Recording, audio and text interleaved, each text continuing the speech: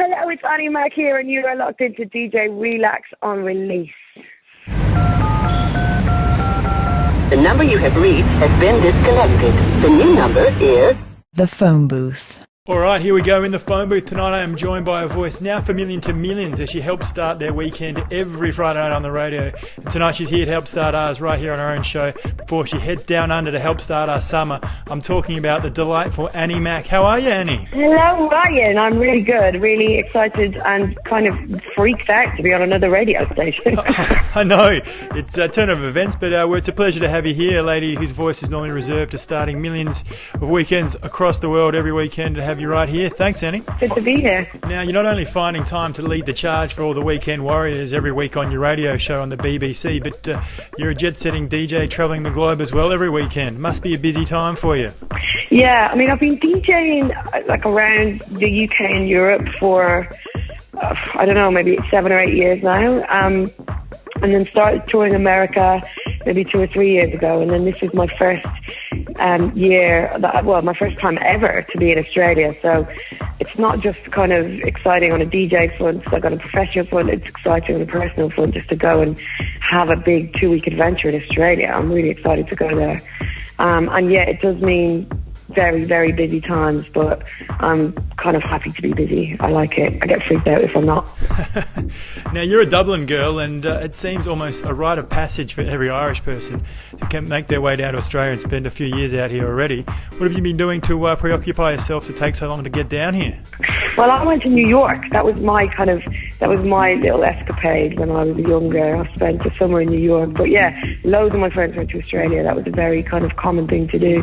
We do get about as Irish people. That's good. We are looking forward to having you down here for the first time. You are about to do the Stereosonic tour, as you said, for a couple of weeks around the nation. You're doing a stack of dates around the country. So check the gig guides or give us a call here to find out exactly where Annie Mac is playing at the end of November. But before we get there, you've, as I understand, got to do a Halloween or a set of dates in the US, which must be exciting. Yeah, I'm super excited about that because in London we're all a bit cynical when we get older about Halloween, and it's just so nice to go to America, and I know everyone takes it really seriously in America. Everyone's going to dress up, and so I'm playing like 5 dates over Halloween weekend, taking in kind of hard Haunted Mansion in LA and a really fun little club in New York on actual Halloween. I'm going to be in Toronto on the Saturday, so kind of celebrating Halloween 5 times.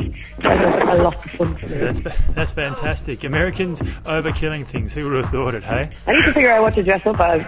We are talking to Annie Mac in the phone booth tonight on Release. She's helping start our Friday night down here in the Southern Hemisphere. She's getting in early, leading the charge, getting a day early before her usual duties. Now, I've got to ask you, Annie, you have taken over the very, very important and oh so influential weekend starting position on Radio 1 from the very amazing Mr. Pete Tong. That must have been, well, how was that first day of school? It was pretty nerve-wracking, you know, but the thing is, the way it happened was that I had the show after Pete.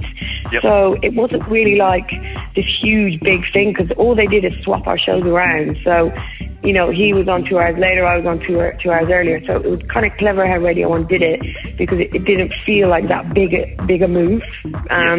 But it was still very significant, obviously, because he's been doing that kind of weekend starting show for, I don't know how many years, like 18 years. Yeah, wow. And obviously they're very big shoes to fill, and he's an absolute legend all over the world, and he has a really, really solid, dedicated fan base.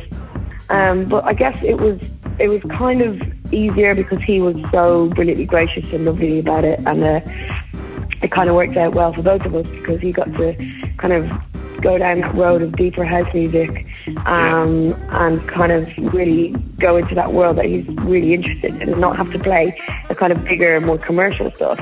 And then me, because the music that I was playing was becoming more popular, like all the dubstep stuff and the Magnetic Man and KDB, and that was the kind of stuff I was championing, and that was becoming more and more popular in UK kind of music.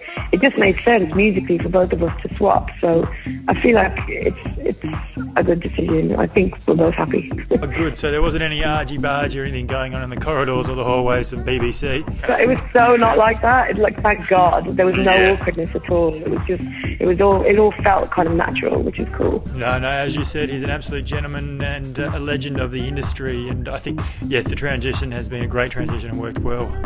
Now, you are renowned for championing great new sounds that are burgeoning through, and it would be remiss of me not to ask, is there anyone that's got your attention or you've had your eye on of late?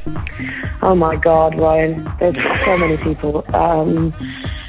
Okay, let me try and think. There's a girl from New York called Azealia Banks, who I'm pretty obsessed with.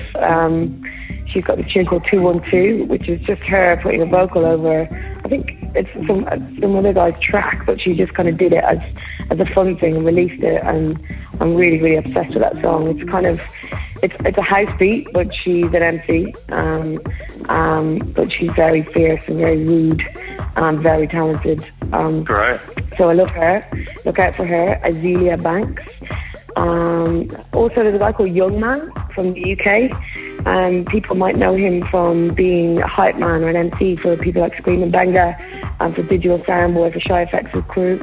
But he's started to release records on his own now, and he's got a really amazing voice, kind of like very soulful R&B voice. But his records are made by Scream and Benga, so they're really classily produced, kind of dubstep pop records.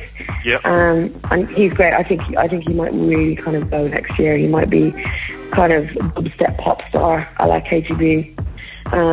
So those two are pretty cool. Maybe we could play a track by one of them. All right, thanks for that, Annie. There's two good ones to look out for, and it's been great to have you here in the phone booth. We are excited to have you coming down here to Australia for the first time, but before we go, we do have to pick one to play. Which one do you think is going to be tonight, hey? I really want you to play Azealia Banks and 212, but I'm worried because it's so rude that whoever is going to have to edit it will be there for about a week. So I will ask you to play a Youngman track. It's called Who Knows, and it's his new single, which is coming out on Digital Soundboy. Not until January, so it's quite early, but you should be able to find it somewhere, I think. All right, here it is, as picked by the lady herself, one Annie Mac, for you right here on Release. For more, head to djrelax.com.